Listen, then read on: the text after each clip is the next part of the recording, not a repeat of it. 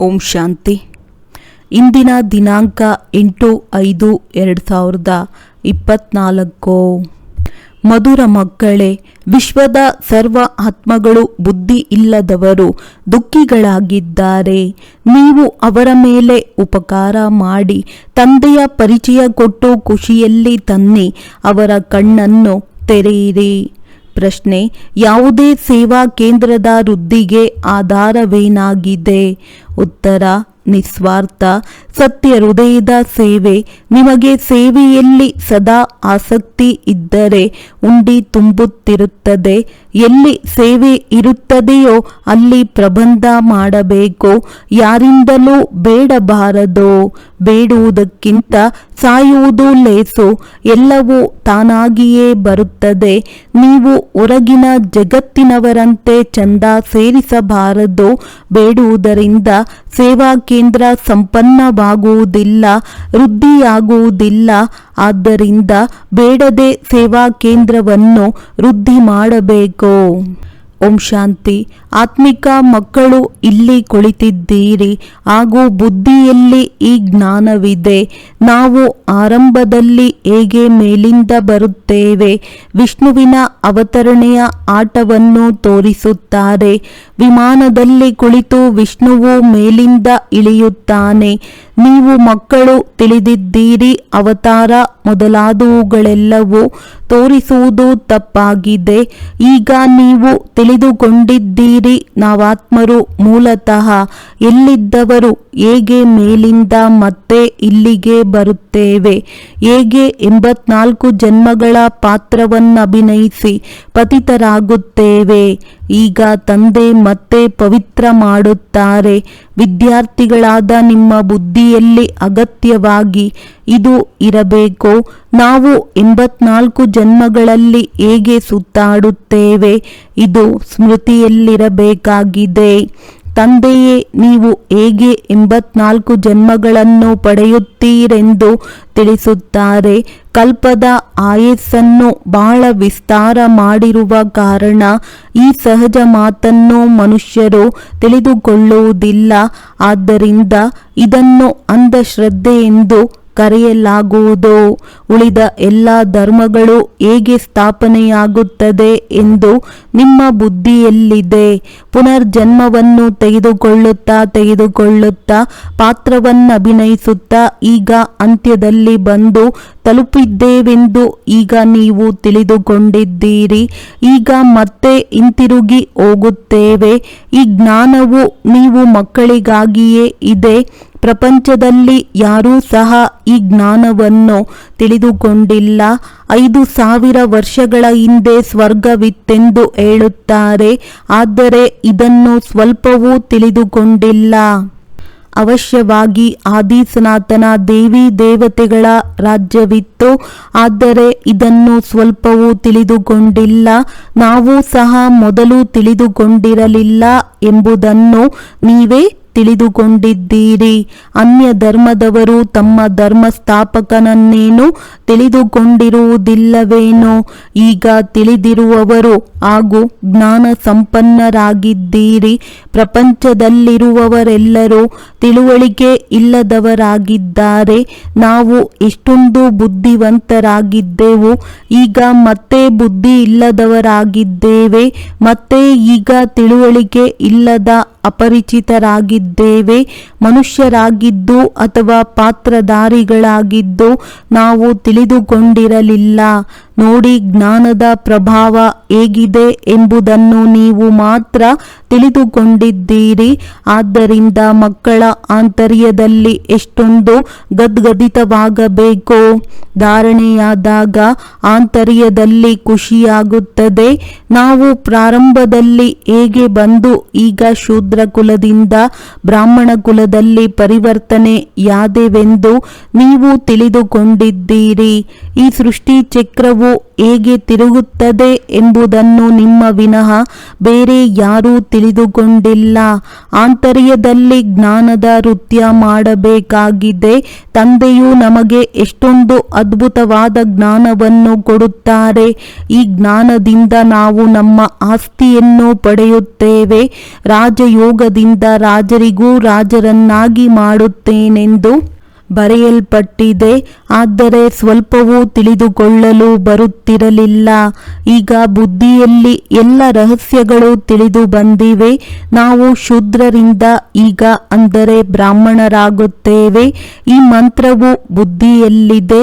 ನಾವೇ ಬ್ರಾಹ್ಮಣರು ದೇವತೆಗಳಾಗುತ್ತೇವೆ. ನಂತರ ನಾವೇ ಇಳಿಯುತ್ತಾ ಕೆಳಗೆ ಬರುತ್ತೇವೆ. ಎಷ್ಟೊಂದು ಪುನರ್ಜನ್ಮವನ್ನು ಪಡೆದು ಚಕ್ರ ತಿರುಗಿಸುತ್ತೀರಿ. ಈ ಜ್ಞಾನವು ಬುದ್ಧಿಯಲ್ಲಿರುವ ಕಾರಣ ಖುಷಿಯಲ್ಲಿರಬೇಕಾಗಿದೆ. ಅನ್ಯರಿಗೂ ಈ ಜ್ಞಾನವನ್ನು ಹೇಗೆ ತಿಳಿಸುವುದು? ಎಷ್ಟೊಂದು ವಿಚಾರಗಳು ನಡೆಯುತ್ತಿರಬೇಕು. ಎಲ್ಲರಿಗೂ ತಂದೆಯ ಪರಿಚಯವನ್ನು ಹೇಗೆ ಕೊಡುತ್ತೀರಿ? ನೀವು ಬ್ರಾಹ್ಮಣರು ಎಷ್ಟೊಂದು ಉಪಕಾರ ಮಾಡುತ್ತೀರಿ.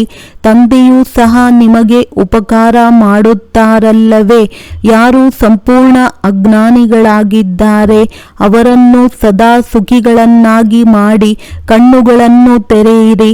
ಆಗ ಖುಷಿಯಾಗುತ್ತದೆ ಎಲ್ಲವೇ?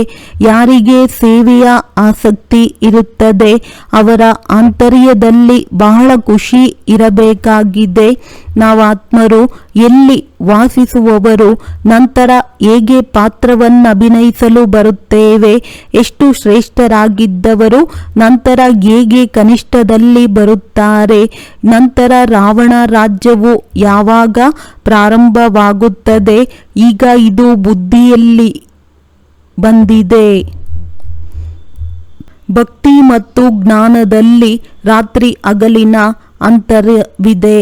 ಪ್ರಾರಂಭದಿಂದ ಯಾರು ಭಕ್ತಿ ಮಾಡಿದರು? ನೀವು ಹೇಳುತ್ತೀರಿ, ಮೊಟ್ಟ ಮೊದಲು ನಾವು ಬಂದೆವು ಅಂದಾಗ ಬಹಳ ಸುಖವನ್ನು ನೋಡಿದೆವು. ನಂತರ ನಾವೇ ಭಕ್ತಿಯನ್ನು ಮಾಡಲು ತೊಡಗಿದೆವು. ಪೂಜ್ಯ ಮತ್ತು ಪೂಜಾರಿಗಳಾಗುವುದರಲ್ಲಿ ರಾತ್ರಿ ಹಗಲಿನ ಅಂತರವಿದೆ. ನಿಮ್ಮ ಬಳಿ ಈಗ ಎಷ್ಟು ಜ್ಞಾನವಿದೆ? ಖುಷಿ ಇರಬೇಕಾಗಿದೆ ಎಲ್ಲವೇ? ಹೇಗೆ ನಾವು 84 ಜನ್ಮಗಳ ಚಕ್ರವನ್ನು ಸುತ್ತಿದೆವು. 84 ಜನ್ಮವೆಲ್ಲಿ? 84 ಲಕ್ಷ ಜನ್ಮವೆಲ್ಲಿ? ಇಷ್ಟು ಚಿಕ್ಕ ಮಾತು ಸಹ ಯಾರಿಗೂ ಗಮನದಲ್ಲಿ ಬರುವುದಿಲ್ಲ. ಲಕ್ಷಾಂತರ ವರ್ಷಗಳ ಹೋಲಿಕೆಯಲ್ಲಿ ಇದು ಒಂದೆರಡು ದಿನಗಳಿಗೆ ಸಮಾನವಾಗಿದೆ. ಒಳ್ಳೊಳ್ಳೆಯ ಮಕ್ಕಳ ಬುದ್ಧಿಯಲ್ಲಿ ಈ ಚಕ್ರವು ತಿರುಗುತ್ತಿರುತ್ತದೆ. ಆದ್ದರಿಂದ ಸ್ವದರ್ಶನ ಚಕ್ರಧಾರಿ ಎಂದು ಕರೆಯಲಾಗುವುದು. ಸತ್ಯಯುಗದಲ್ಲಿ ಈ ಜ್ಞಾನವಿರುವುದಿಲ್ಲ. ಸ್ವರ್ಗದ ಮಹಿಮೆಯನ್ನು ಎಷ್ಟೊಂದು ವರ್ಣಿಸುತ್ತಾರೆ. ಆಗ ಭಾರತ ಮಾತ್ರವೇ ಇತ್ತು, ಮತ್ತೆ ಏನಿತ್ತು ಅದು ಆಗಿಯೇ ಆಗುತ್ತದೆ. ಪ್ರಪಂಚದಲ್ಲಿದ್ದು ನೋಡಿದರೆ ಏನೂ ತಿಳಿಯುವುದಿಲ್ಲ. ಸಾಕ್ಷಾತ್ಕಾರವೂ ಆಗುತ್ತದೆ. ನಿಮಗೆ ಈ ಹಳೆಯ ಪ್ರಪಂಚವು ಸಮಾಪ್ತಿಯಾಗಿ ನಾವು ನಂಬರ್ ವಾರ್ ಆಗಿ ಹೊಸ ಪ್ರಪಂಚದಲ್ಲಿ ಬರುತ್ತೇವೆಂದು ತಿಳಿದುಕೊಂಡಿದ್ದೀರಿ. ಆತ್ಮರು ಪಾತ್ರವನ್ನಭಿನಯಿಸಲು ಹೇಗೆ ಬರುತ್ತೇವೆ ಎಂದು ತಿಳಿದುಕೊಂಡು ಬಿಟ್ಟಿದ್ದೀರಿ. ನಾಟಕದಲ್ಲಿ ತೋರಿಸಿರುವಂತೆ ಆತ್ಮಗಳೇನು ಮೇಲಿಂದ ಇಳಿದು ಬರುವುದಿಲ್ಲ. ಆತ್ಮನನ್ನು ಈ ಕಣ್ಣುಗಳಿಂದ ನೋಡಲು ಸಾಧ್ಯವಿಲ್ಲ. ಆದರೆ ಆತ್ಮವು ಹೇಗೆ ಬರುತ್ತದೆ? ಇಷ್ಟು ಚಿಕ್ಕ ಶರೀರದಲ್ಲಿ ಪ್ರವೇಶಿಸುತ್ತದೆ. ಇದು ಬಹಳ ಅದ್ಭುತವಾದ ಆಟವಾಗಿದೆ. ಇದು ಈಶ್ವರೀಯ ವಿದ್ಯೆಯಾಗಿದೆ. ಇಲ್ಲಿ ಹಗಲು ರಾತ್ರಿ ವಿಚಾರ ನಡೆಯುತ್ತಿರಬೇಕಾಗಿದೆ. ನಾವು ಒಮ್ಮೆ ನೋಡಿದ ನಂತರ ಹೇಗೆ ವರ್ಣನೆ ಮಾಡುತ್ತೇವೆಯೋ ಹಾಗೆಯೇ ನಾವು ಇದನ್ನು ತಿಳಿದುಕೊಂಡಿದ್ದೇವೆ. ಮೊದಲೆಲ್ಲ ಜಾದೂ ಮಾಡುವವರು ಬಹಳಷ್ಟು ವಸ್ತುಗಳನ್ನು ತೆಗೆದು ತೋರಿಸುತ್ತಿದ್ದರು. ತಂದೆಗೂ ಸಹ ಜಾದೂಗರ್, ಸೌದಾಗರ್, ರತ್ನಾಗರ್ ಎಂದು ಹೇಳುತ್ತಾರಲ್ಲವೇ? ಆತ್ಮನಲ್ಲಿಯೇ ಎಲ್ಲ ಜ್ಞಾನವೂ ನಿಲ್ಲುತ್ತದೆ. ಆತ್ಮವೇ ಜ್ಞಾನ ಸಾಗರನಾಗುತ್ತದೆ. ಪರಮಾತ್ಮನಿಗೂ ಜ್ಞಾನ ಸಾಗರನೆಂದು ಹೇಳುತ್ತಾರೆ. ಆದರೆ ಅವರಲ್ಲಿ ಯಾವ ಜ್ಞಾನವಿದೆ? ಅವರು ಯಾರು? ಅವರು ಹೇಗೆ ಜಾದೂಗರ್ ಆಗಿದ್ದಾರೆ? ಇದು ಮೊದಲು ಯಾರಿಗೂ ಗೊತ್ತಿರಲಿಲ್ಲ, ನಿಮಗೂ ಸಹ ಮುಂಚೆ ತಿಳಿದಿರಲಿಲ್ಲ. ಈಗ ತಂದೆಯು ಬಂದು ದೇವತೆಯನ್ನಾಗಿ ಮಾಡುತ್ತಾರೆ ಅಂದಾಗ ಆಂತರ್ಯದಲ್ಲಿ ಎಷ್ಟೊಂದು ಖುಷಿಯಾಗಬೇಕು. ಒಬ್ಬ ತಂದೆಯೇ ಜ್ಞಾನಪೂರ್ಣರಾಗಿದ್ದಾರೆ, ನಮಗೆ ಓದಿಸುತ್ತಲೂ ಇದ್ದಾರೆ. ಇದನ್ನು ನೀವು ಮಕ್ಕಳು ಮಾತ್ರ ತಿಳಿದುಕೊಂಡಿದ್ದೀರಿ. ಇದನ್ನು ಹಗಲು ರಾತ್ರಿ ಆಂತರ್ಯದಲ್ಲಿ ಸ್ಮರಣೆ ಮಾಡಬೇಕಾಗಿದೆ. ಈ ಬೇಹದ್ದಿನ ನಾಟಕವನ್ನು ಒಬ್ಬ ತಂದೆಯೇ ತಿಳಿಸುತ್ತಾರೆ, ಬೇರೆ ಯಾರೂ ಹೇಳಲಾಗುವುದಿಲ್ಲ. ತಂದೆಯು ಅದನ್ನೆಲ್ಲ ನೋಡಿದ್ದಾರೇನೋ, ಆದರೆ ಅವರಲ್ಲಿ ಪೂರ್ಣ ಜ್ಞಾನವಿದೆ. ತಂದೆಯು ತಿಳಿಸುತ್ತಾರೆ, ನಾನು ಸತ್ಯ ತ್ರೇತಾಯುಗದಲ್ಲಿ ಬರುವುದಿಲ್ಲ, ಆದರೆ ಸಂಪೂರ್ಣ ಜ್ಞಾನವನ್ನು ತಿಳಿಸುತ್ತೇನೆ. ಆಶ್ಚರ್ಯವಾಗುತ್ತದೆ ಎಲ್ಲವೇ? ಯಾರು ಎಂದು ಪಾತ್ರವೇ ಮಾಡಿರುವುದಿಲ್ಲ, ಅವರು ಹೇಗೆ ತಿಳಿಸುತ್ತಾರೆ? ತಂದೆಯು ತಿಳಿಸುತ್ತಾರೆ, ನಾನು ಏನನ್ನೂ ನೋಡಿಲ್ಲ, ಸತ್ಯ ತ್ರೇತಾಯುಗದಲ್ಲಿಯೂ ಬರುವುದಿಲ್ಲ, ಆದರೆ ನನ್ನಲ್ಲಿ ಎಷ್ಟು ಒಳ್ಳೆಯ ಜ್ಞಾನವಿದೆ. ನಾನು ಒಮ್ಮೆ ಮಾತ್ರ ಬಂದು ನಿಮಗೆ ಹೇಳುತ್ತೇನೆ, ನೀವು ಪಾತ್ರವನ್ನಭಿನಯಿಸಿದ್ದೀರಿ, ಆದರೆ ನೀವು ತಿಳಿದುಕೊಂಡಿಲ್ಲ. ಆದರೆ ಯಾರು ಪಾತ್ರವನ್ನು ಅಭಿನಯಿಸಿಲ್ಲ, ಅವರು ಎಲ್ಲವನ್ನೂ ಹೇಳುವುದು ಆಶ್ಚರ್ಯವಲ್ಲವೇ? ನಾವು ಪಾತ್ರಧಾರಿಗಳಾಗಿದ್ದು ನಾವೇನೂ ತಿಳಿದುಕೊಂಡಿಲ್ಲ. ಆದರೆ ಯಾರು ಪಾತ್ರವನ್ನು ಅಭಿನಯಿಸಿಲ್ಲ, ಅವರು ಎಲ್ಲವನ್ನೂ ಹೇಳುವುದು ಆಶ್ಚರ್ಯವಲ್ಲವೇ? ನಾವು ಪಾತ್ರಧಾರಿಗಳಾಗಿದ್ದು ನಾವೇನೂ ತಿಳಿದುಕೊಂಡಿಲ್ಲ. ತಂದೆಯಲ್ಲಿ ಎಷ್ಟೊಂದು ಜ್ಞಾನವಿದೆ. ತಂದೆಯು ತಿಳಿಸುತ್ತಾರೆ, ನಾನು ಅನುಭವವನ್ನು ತಿಳಿಸಲು ಸತ್ಯ ತ್ರೇತಾಯುಗದಲ್ಲೇನಾದರೂ ಬರುತ್ತೇನೆಯೇ? ನಾಟಕದನುಸಾರ ನೋಡದೆ, ಅನುಭವ ಮಾಡದೆ ಎಲ್ಲ ಜ್ಞಾನವನ್ನು ಕೊಡುತ್ತಾರೆ. ಆದರೆ ಆಶ್ಚರ್ಯವೇನೆಂದರೆ, ನಾನು ಪಾತ್ರವನ್ನಭಿನಯಿಸಲು ಬರುವುದೇ ಇಲ್ಲ, ಆದರೆ ನಿಮಗೆ ಎಲ್ಲ ಪಾತ್ರವನ್ನು ತಿಳಿಸುತ್ತೇನೆ. ಆದ್ದರಿಂದಲೇ ನನ್ನನ್ನು ಜ್ಞಾನಪೂರ್ಣನೆಂದು ಕರೆಯುತ್ತಾರೆ. ಅಂದಾಗ ತಂದೆಯು ತಿಳಿಸುತ್ತಾರೆ, ಈಗ ಮಧುರಾತಿ ಮಧುರ ಮಕ್ಕಳು ಉನ್ನತಿಯನ್ನು ಮಾಡಿಕೊಳ್ಳಬೇಕಾದರೆ ತಮ್ಮನ್ನು ಆತ್ಮನೆಂದು ತಿಳಿಯಿರಿ. ಇದು ಆಟವಾಗಿದೆ. ನೀವು ನಂತರವೂ ಇಂತಹ ಆಟವನ್ನೇ ಆಡುತ್ತೀರಿ. ದೇವಿ ದೇವತೆಗಳಾಗುತ್ತೀರಿ. ನಂತರ ಅಂತ್ಯದಲ್ಲಿ ಚಕ್ರ ಸುತ್ತಿಕೊಂಡು ಮನುಷ್ಯರಾಗುತ್ತೀರಿ. ಆಶ್ಚರ್ಯ ಪಡಬೇಕಲ್ಲವೇ? ತಂದೆಗೆ ಇದೆಲ್ಲ ಜ್ಞಾನವು ಎಲ್ಲಿಂದ ಬಂದಿತು? ಅವರಿಗೆ ಯಾರೂ ಸಹ ಗುರುಗಳಿಲ್ಲ. ನಾಟಕದನುಸಾರವಾಗಿ ಮೊದಲಿನಿಂದಲೇ ಅವರು ಈ ಪಾತ್ರವನ್ನಭಿನಯಿಸುವುದು ನೋಂದಣಿಯಾಗಿದೆ. ಇದನ್ನು ವಿಧಿ ಈಶ್ವರನ ಆಟವೆಂದು ಹೇಳಬಹುದಲ್ಲವೇ? ಪ್ರತಿಯೊಂದು ಮಾತು ಅದ್ಭುತವಾಗಿದೆ. ತಂದೆಯು ಕುಳಿತು ಹೊಸ ಹೊಸ ಮಾತುಗಳನ್ನು ತಿಳಿಸುತ್ತಾರೆ. ಇಂತಹ ತಂದೆಯನ್ನು ಎಷ್ಟೊಂದು ನೆನಪು ಮಾಡಬೇಕು. 84 ಜನ್ಮದ ಚಕ್ರವನ್ನು ನೆನಪು ಮಾಡಬೇಕು. ಈ ಎಲ್ಲ ರಹಸ್ಯವನ್ನು ತಂದೆಯೇ ತಿಳಿಸಿದ್ದಾರೆ. ವಿರಾಟ ರೂಪದ ಚಿತ್ರವು ಎಷ್ಟು ಚೆನ್ನಾಗಿದೆ. ಲಕ್ಷ್ಮೀನಾರಾಯಣ ಅಥವಾ ವಿಷ್ಣುವಿನ ಚಿತ್ರವನ್ನು ಮಾಡುತ್ತಾರೆ. ನಾವು ಹೇಗೆ 84 ಜನ್ಮಗಳನ್ನು ತೆಗೆದುಕೊಂಡು ಬಂದೆವೆಂದು ತೋರಿಸುತ್ತಾರೆ. ನಾವೇ ದೇವತಾ, ನಂತರ ಕ್ಷತ್ರಿಯ, ವೈಶ್ಯ, ಶೂದ್ರರು. ಹೀಗೆ ಸ್ಮರಿಸಲು ಕಷ್ಟವೇ? ತಂದೆಯು ಜ್ಞಾನಪೂರ್ಣನಾಗಿದ್ದಾರೆ. ಅವರು ಯಾರಿಂದಲಾದರೂ ಓದಿದ್ದಾರೆಯೇ? ಶಾಸ್ತ್ರ ಮೊದಲಾದವುಗಳನ್ನು ಓದಿಲ್ಲ. ಏನೂ ಓದದೆ, ಗುರುಗಳನ್ನು ಮಾಡಿಕೊಳ್ಳದೆ ಇಷ್ಟೆಲ್ಲ ಜ್ಞಾನವನ್ನು ಕುಳಿತು ಹೇಳುವುದು ಎಂದೂ ನೋಡಿಲ್ಲ. ತಂದೆಯು ಎಷ್ಟೊಂದು ಮಧುರವಾಗಿದ್ದಾರೆ. ಭಕ್ತಿ ಮಾರ್ಗದಲ್ಲಿ ಕೆಲವರನ್ನು ಮಧುರರೆಂದು ತಿಳಿಯುತ್ತಾರೆ. ಯಾರಿಗೆ ಯಾರು ಇಷ್ಟವೋ ಅವರನ್ನೇ ಪೂಜಿಸುತ್ತಾರೆ. ತಂದೆಯು ಕುಳಿತು ಎಲ್ಲ ರಹಸ್ಯವನ್ನು ತಿಳಿಸುತ್ತಾರೆ. ಆತ್ಮವೇ ಆನಂದ ಸ್ವರೂಪವಾಗಿದೆ, ಮತ್ತೆ ಆತ್ಮವೇ ದುಃಖ ರೂಪ, ಅಪವಿತ್ರವಾಗಿ ಬಿಡುತ್ತದೆ. ಭಕ್ತಿ ಮಾರ್ಗದಲ್ಲಿ ನೀವು ಏನನ್ನೂ ತಿಳಿದುಕೊಂಡಿರಲಿಲ್ಲ. ನನ್ನ ಮಹಿಮೆ ಎಷ್ಟೊಂದು ಮಾಡುತ್ತಿದ್ದೀರಿ, ಆದರೆ ಏನನ್ನೂ ತಿಳಿದುಕೊಂಡಿರಲಿಲ್ಲ. ಇದು ಸಹ ಎಷ್ಟೊಂದು ವಿಚಿತ್ರವಾದ ಆಟವಾಗಿದೆ. ಈ ಎಲ್ಲ ಆಟವನ್ನು ತಂದೆಯು ತಿಳಿಸಿದ್ದಾರೆ. ಇಷ್ಟೊಂದು ಚಿತ್ರ, ಏಣಿ ಮೊದಲಾದವುಗಳನ್ನು ಎಂದು ನೋಡಿರಲಿಲ್ಲ. ಈಗ ನೋಡುತ್ತಾ ಕೇಳುತ್ತೇವೆಂದಾಗ ಈ ಜ್ಞಾನವು ಯಥಾರ್ಥವಾಗಿದೆ ಎಂದು ಹೇಳುತ್ತಾರೆ. ಆದರೆ ಕಾಮ ಮಹಾ ಶತ್ರುವಾಗಿದೆ, ಇದನ್ನು ಗೆಲ್ಲಬೇಕು. ಇದನ್ನು ಕೇಳಿ ನಿರುತ್ಸಾಹಿಗಳಾಗಿ ಬಿಡುತ್ತಾರೆ. ನೀವು ಎಷ್ಟೇ ಹೇಳಿದರೂ ತಿಳಿದುಕೊಳ್ಳುವುದಿಲ್ಲ. ಎಷ್ಟೊಂದು ಕಷ್ಟವಾಗುತ್ತದೆ, ಇದನ್ನು ಸಹ ತಿಳಿದುಕೊಂಡಿದ್ದೀರಿ. ಕಲ್ಪದ ಮೊದಲು ಯಾರು ತಿಳಿದುಕೊಂಡಿದ್ದರೋ ಅವರೇ ತಿಳಿದುಕೊಳ್ಳುತ್ತಾರೆ. ಯಾರು ದೈವಿ ಪರಿವಾರದವರಾಗುವವರು ಇದ್ದಾರೆಯೋ ಅವರಿಗೆ ಧಾರಣೆಯಾಗುತ್ತದೆ. ನಿಮಗೆ ತಿಳಿದಿದೆ, ನಾವು ಶ್ರೀಮತದಂತೆ ರಾಜಧಾನಿಯನ್ನು ಸ್ಥಾಪನೆ ಮಾಡುತ್ತೇವೆ. ತಂದೆಯ ಆದೇಶವಾಗಿದೆ, ಅನ್ಯರನ್ನು ತಮ್ಮ ಸಮಾನ ಮಾಡಿಕೊಳ್ಳಿ. ತಂದೆಯು ಎಲ್ಲ ಜ್ಞಾನವನ್ನು ತಿಳಿಸುತ್ತಿದ್ದಾರೆ, ನೀವು ಸಹ ಕೇಳುತ್ತಿದ್ದೀರಿ. ಅಂದಾಗ ಅವಶ್ಯವಾಗಿ ಈ ಶಿವ ತಂದೆಯ ರಥವು ಹೇಳಲು ಸಾಧ್ಯವಿದೆ. ಆದರೆ ತಮ್ಮನ್ನು ಗುಪ್ತ ಮಾಡಿಬಿಟ್ಟಿದ್ದಾರೆ. ನೀವು ಶಿವ ತಂದೆಯನ್ನೇ ನೆನಪು ಮಾಡುತ್ತೀರಿ. ಇವರ ಮಹಿಮೆಯನ್ನು ಮಾಡಬೇಡಿ. ಸರ್ವರ ಸದ್ಗತಿ ದಾತ ಮಾಯೆಯಿಂದ ಬಿಡಿಸುವವರು ಒಬ್ಬರೇ ಆಗಿದ್ದಾರೆ. ತಂದೆಯು ಹೇಗೆ ಕುಳಿತು ನಿಮಗೆ ತಿಳಿಸುತ್ತಾರೆ.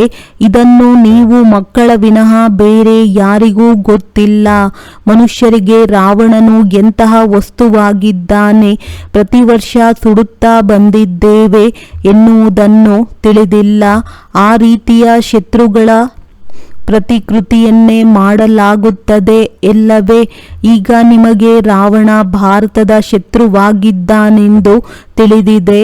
ಆ ರಾವಣನೇ ಭಾರತವನ್ನು ದುಃಖಿ ಕಂಗಾಲು ಮಾಡಿಬಿಟ್ಟಿದ್ದಾನೆ.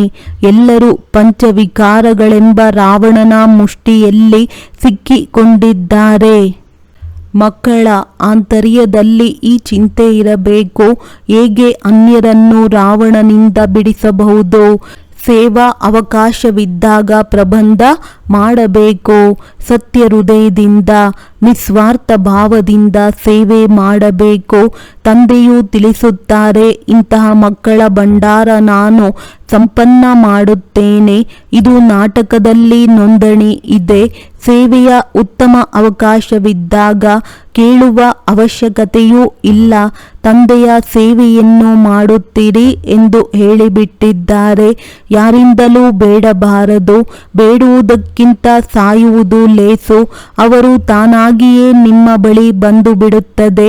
ಬೇಡುವುದರಿಂದ ಸೇವಾ ಕೇಂದ್ರವು ಮುಂದುವರಿಯುವುದಿಲ್ಲ.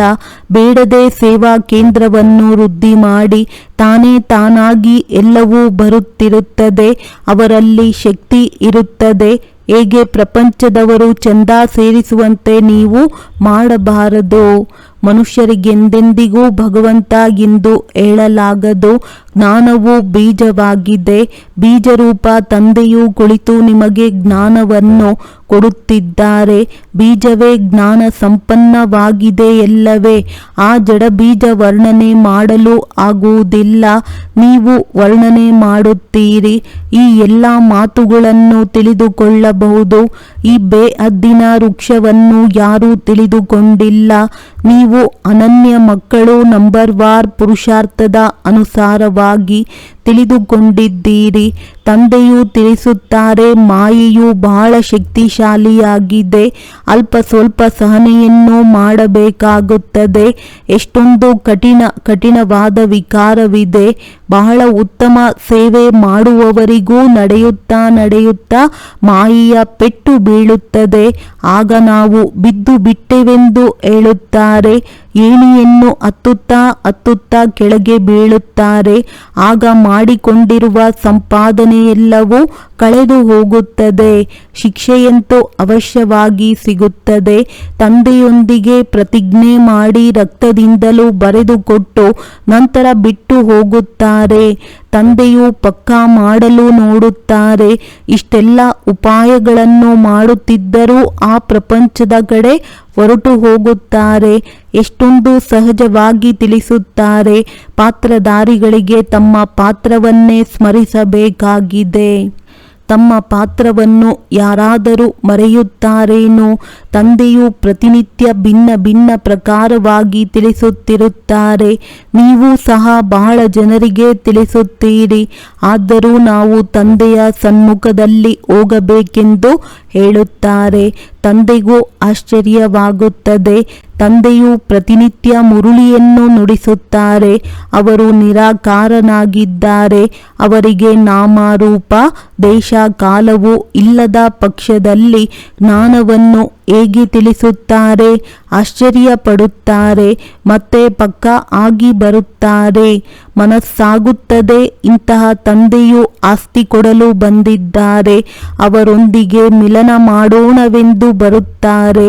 ಈ ಪರಿಚಯದೊಂದಿಗೆ ಬಂದು ಮಿಲನ ಮಾಡಿದರೆ ತಂದೆಯಿಂದ ಜ್ಞಾನ ರತ್ನಗಳ ಧಾರಣೆಯಾಗಲು ಸಾಧ್ಯವಾಗುತ್ತದೆ. ಶ್ರೀಮತವನ್ನು ಪಾಲಿಸಬಹುದಾಗಿದೆ. ಒಳ್ಳೆಯದು. ಮಧುರಾತಿ ಮಧುರ ಅಗಲಿ ಹೋಗಿ ಮರಳಿ ಸಿಕ್ಕಿರುವ ಮಕ್ಕಳ ಪ್ರತಿ ಮಾತ್ಪಿತಾ ಬಾಪ್ದಾದಾರವರ ನೆನಪು, ಪ್ರೀತಿ ಹಾಗೂ ಸುಪ್ರಭಾತ. ಆತ್ಮಿಕ ಮಕ್ಕಳಿಗೆ ಆತ್ಮಿಕ ತಂದೆಯ ನಮಸ್ತೆ. ಧಾರಣೆಗಾಗಿ ಮುಖ್ಯ ಸಾರ: ಜ್ಞಾನವನ್ನು ಜೀವನದಲ್ಲಿ ಧಾರಣೆ ಮಾಡಿ ಖುಷಿಯಲ್ಲಿ ಗದ್ಗದಿತವಾಗಬೇಕು. ಅದ್ಭುತವಾದ ಜ್ಞಾನ ಹಾಗೂ ಜ್ಞಾನದಾತನನ್ನು ಸ್ಮರಿಸುತ್ತಾ ಜ್ಞಾನದ ನೃತ್ಯ ಮಾಡಬೇಕು. ತಮ್ಮ ಪಾತ್ರವನ್ನಷ್ಟೇ ಸ್ಮರಣೆ ಮಾಡಬೇಕು. ಅನ್ಯರ ಪಾತ್ರವನ್ನು ನೋಡಬಾರದು. ಮಾಯೆಯು ಬಹಳ ಶಕ್ತಿಶಾಲಿಯಾಗಿದೆ. ಆದ್ದರಿಂದ ಬಹಳ ಎಚ್ಚರಿಕೆಯಿಂದ ಇರಬೇಕು. ತಮ್ಮ ಉನ್ನತಿಯಲ್ಲಿ ತೊಡಗಿರಬೇಕು. ಸೇವೆಯಲ್ಲಿ ಆಸಕ್ತಿಯನ್ನಿಟ್ಟುಕೊಳ್ಳಿ. ವರದಾನ: ಒಳ್ಳೆಯದರ ಮೇಲೆ ಪ್ರಭಾವಿತರಾಗುವ ಬದಲು ಅದನ್ನು ಸ್ವಯಂನಲ್ಲಿ ಧಾರಣೆ ಮಾಡುವಂತಹ ಪರಮಾತ್ಮ ಸ್ನೇಹಿ ಭವ. ಒಂದು ವೇಳೆ ಪರಮಾತ್ಮನ ಸ್ನೇಹಿಗಳಾಗಬೇಕಾದರೆ ದೇಹಾಭಿಮಾನದ ಅಡೆತಡೆಗಳನ್ನು ಚೆಕ್ ಮಾಡಿ. ಎಷ್ಟೋ ಮಕ್ಕಳು ಹೇಳುತ್ತಾರೆ, ಇವರು ಬಹಳ ಒಳ್ಳೆಯವರು, ಆದ್ದರಿಂದ ಸ್ವಲ್ಪ ದಯೆ ಬರುವುದು. ಕೆಲವರದ್ದು ಕೆಲವರ ಶರೀರದ ಮೇಲೆ ಸೆಳೆತವಿರುತ್ತೆ. ಕೆಲವರಿಗೆ ಕೆಲವರ ಗುಣಗಳ ಅಥವಾ ವಿಶೇಷತೆಗಳೊಂದಿಗೆ ಸೆಳೆತ. ಆದರೆ ಆ ವಿಶೇಷತೆ ಅಥವಾ ಗುಣ ಕೊಟ್ಟವರು ಯಾರು? ಕೆಲವರು ಒಳ್ಳೆಯವರಾಗಿದ್ದರೆ ಅವರ ಒಳ್ಳೆಯತನವನ್ನು ಬಲೆ ಧಾರಣೆ ಮಾಡಿ. ಆದರೆ ಅವರ ಒಳ್ಳೆಯದರ ಮೇಲೆ ಪ್ರಭಾವಿತರಾಗಬೇಡಿ. ನ್ಯಾರೆ ಮತ್ತು ತಂದೆಗೆ ಪ್ಯಾರೆ ಆಗಿ. ಈ ರೀತಿ ಪ್ಯಾರೆ ಅರ್ಥಾತ್ ಪರಮಾತ್ಮ ಸ್ನೇಹಿ ಮಕ್ಕಳು ಸದಾ ಸುರಕ್ಷಿತರಾಗಿರುತ್ತಾರೆ. ಸ್ಲೋಗನ್: ಸೈಲೆನ್ಸ್ನ ಶಕ್ತಿ ಇಮರ್ಜ್ ಮಾಡಿಕೊಳ್ಳಿ, ಆಗ ಸೇವೆಯ ವೇಗ ತೀವ್ರವಾಗಿ ಬಿಡುವುದು. ಒಳ್ಳೆಯದು. ಓಂ ಶಾಂತಿ.